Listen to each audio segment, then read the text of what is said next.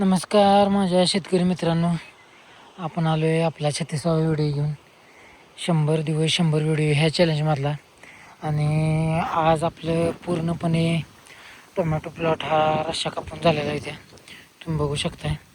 इकडच्या 2 साऱ्या आत्ता आपण उपटल्या. त्या लई काही वेळ लागत नाही. पण एवढं सांगतो, ही आपण काम केल्यामुळं, आपण वैयक्तिक काम केल्यामुळं आपल्याला कळलं की बाबा कोणत्या गोष्टीवर कधी ध्यान दिलं पाहिजे. त्यामुळं आपण पुढच्या वर्षी जो टोमॅटोचा प्लॉट घेणार आहे तो आणखीन जोमाने घेणार आहे. आणि ते उत्पन्न आपलं बघण्यासारखं राहणार आहे. कारण की आत्ता आपण ह्यातली सगळी कामं आपण केलेली आहेत. औषध मारणे किंवा आळवणी करणे, रोपं लावणे, बाकीची सगळी आता ही उपटण्यापर्यंत किंवा रश्श्या कापण्यापर्यंत, उपटण्यापर्यंत, ही बाहेर काढण्यापर्यंत आपण सगळं वैयक्तिक केलेलं आहे. त्यामुळं आपल्याला अनुभव आला आहे की बाबा कोणत्या गोष्टी कुठे केलेल्या पाहिजेत आणि कोणत्या गोष्टीवर लक्ष दिलं पाहिजे. त्यामुळं आपण पुढच्या वर्षी अनेक जोमात उत्पन्न काढणार आहे. आणि आपल्याला एवढं कळलं आहे की झाडाच्या मुळीवर जेवढं आपण लक्ष देऊ तेवढं पिकाकडं लक्ष राहणार आहे. कारण की झाडाची मुळी जेवढी वाढली आहे तेवढं झाड उत्पन्न दिलेलं आहे. आपण एवढं लक्षात घेतलं आहे. आत्ता जेवढं आपण उपटलं आहे जेवढ्या झाडाची मुळी मोठी आहे किंवा लांब पसरली आहे ते झाड टवटवीत होतं, त्याला उत्पन्न जास्त होतं.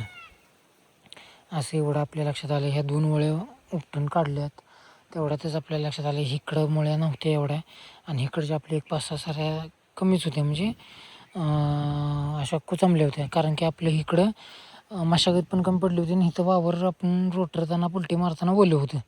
त्यामुळं ह्या साईडला म्हणजे त्या आपण जे हे दिसते बघा तुम्हाला लव्हाळा दिसतोय, लव्हाळ्यापासून जे इकडं ते वावर ओलं होतं आपलं सगळं. त्यामुळं आपण इकडं जरा उत्पन्नात मार खाल्ला. एक 5 साऱ्या ह्या 3 आणि ह्या 2 अशा ह्या 5 साऱ्या 1 2 3 4 5 साऱ्या उत्पन्नाला मार खाल्लं होतं. ती पण निम्म्यात नाही इकडं. बाकीचं अप्रतिम उत्तम आपल्याला उत्पन्न निघालं. आता हे उपटून बघा आपण असं ढीग मारलेत. 2 साऱ्या उपटतोय आणि त्याच्या इकडं ढीग मारतोय. आणि तुम्ही म्हणाल एका दिवसात कसं काय एकट्यानं एवढं कापलं, तर त्याची पण एक टेक्निक आपण म्हणजे काढली. डोकं चालवत इळ्यानं आपण कापून काढलं रश्शा. तर काय केलं माहिती का तुम्हाला सांगतो. आता समजा हे बघा तुम्हाला पंचकं एका जागेवर दिसत असते कापलेलं. हे पंचकं एका जागेवर दिसत असते. तर इथनं असं इकडे एका जागेवर ओढल्या, तिकडून इकडे एका जागेवर ओढल्या आणि इळ्यानं एक समान म्हणजे इळ्यानं त्या तारावर कोणतेही न लागता येईल अशा पद्धतीनं आपण ते कापून घेतलं. जर तुम्हाला ते व्हिडिओ पाहिजे असतील तर तो पण व्हिडिओ आपण देऊया. आणि आपण हा व्हिडिओ पूर्णपणे तयार केलेला आहे. आणि बाकीच्या विषयी काहीही नाही. तर पुढच्या वर्षीचं उत्पन्न आपलं जोमात येणार आहे एवढंच आपण सांगतो आहे. आणि हे आता आपण उद्या किंवा परवा दिवशी हे आपण पूर्णपणे काढून घेणार आहे. आणि आपण वैयक्तिकच एकटाच काढणार आहे आणि एकटाच बाहेर काढणार आहे. आता 2 साऱ्या काढायला मला जवळपास एक 10 ते 15 मिनटं गेली बघा. 15 मिनटं 2 साऱ्या काढायला. त्याच मानानं मला एका दिवसात ही काढायला काय लय हे नाही, म्हणजे उपटायला लय अवघड नाही एका दिवसात. आणि एवढं पण लक्षात आलं आपण शेणखत टाकलं होतं. त्यामुळं आपण जिथं उपटतो आहे तिथं गांडूळ बाहेर निघते. जिथं उपटतो तिथनं गांडूळ बाहेर निघते. मल्चिंगचा फायदा आणि शेणखताचा फायदा. आणि माझ्या मते तरी आपण रोटराच्या आधी शेणखत हातरण्यापेक्षा बेडवर शेणखत हातरलेलं कधीही उत्तम. तुम्ही बेसळ डोस टाकण्यापेक्षा एक शेणखताचा डोस टाका. म्हणजे सगळ्या बेडवर एकदम सोपं शेणखत हातरून टाका. अप्रतिम असा त्याचा रिझल्ट आहे. एकदम 1 नंबर रिझल्ट निघतो त्याचा. आणि तुम्हाला असं ढिगढिग दिसतात का नाही, तर हे तर ढीग आहे, हे ढीग आहे. तर आपण ते एकदम एका जागेवर धरून ते कापलेलं आहे. तारा लूज पडल्यात आपल्या. पण एवढं काय त्याचं हे नाही, एवढा उत्पन्नात त्यानं साथ दिली बास झाला. तर बाकी सांगण्याचा उद्देश काय नाही, एवढाच की बाबा हे आपण एका प्रकारे उत्पन्न निघलं आहे बरं. तर ह्या लवाळ्याला एकदा औषध मारून घेणार आहे आपण पाटातनं. फक्त पाटात लवाळा ही वरची आपण घांतर काढणारच आहे सगळी. तर बघूया आपण बाकीचे सगळे अपडेट. आता इकडं आपण बघा जवळपास इथनं एक तिकडच्या 5 आकोड आणि ह्या 3 अखंड म्हणजे 8 सऱ्या आपण अशाच ठेवल्या त्या नुसत्या खालनं रश्या कापल्या त्यांच्या. तर त्याचं आपल्याला एक बघायचं होतं की आपण आता ह्याच्यावर घेणार आहे कारलं, दोडका किंवा बीन्स. अजून आपलं नक्की नाही. आपल्या वातावरणाच्या अंदाजावर आपण घेणार आहे उत्पन्न. तर हे आपलं असं करण्याचं कारण एकच की बाबा आपल्याला बघायचं होतं की ह्यात म्हणजे वेल जो आहे तो चढायला मदत होती का नाही.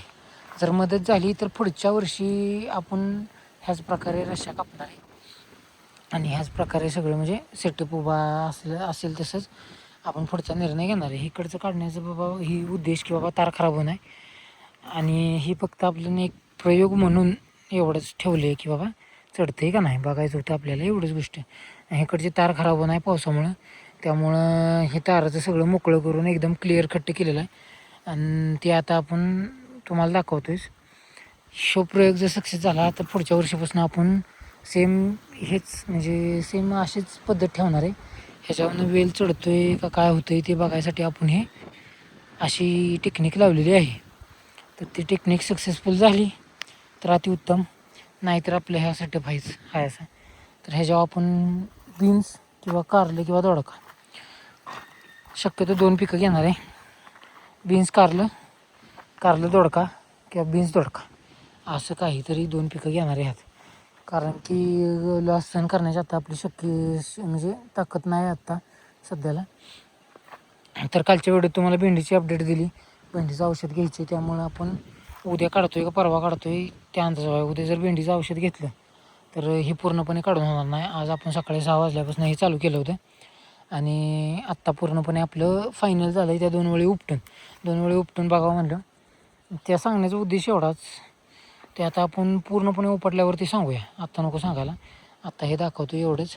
उद्या भेंडीचं औषध घेऊ किंवा हे उपटून टाकू, दोन्हीतलं कोणतं तरी काम होईल. भेंडीचं औषध घेतलं तरी हे होणार नाही, त्यामुळे ह्याचा व्हिडिओ येणार नाही.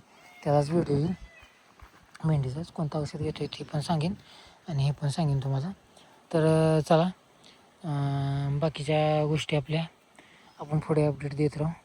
तर धन्यवाद, येतो आता.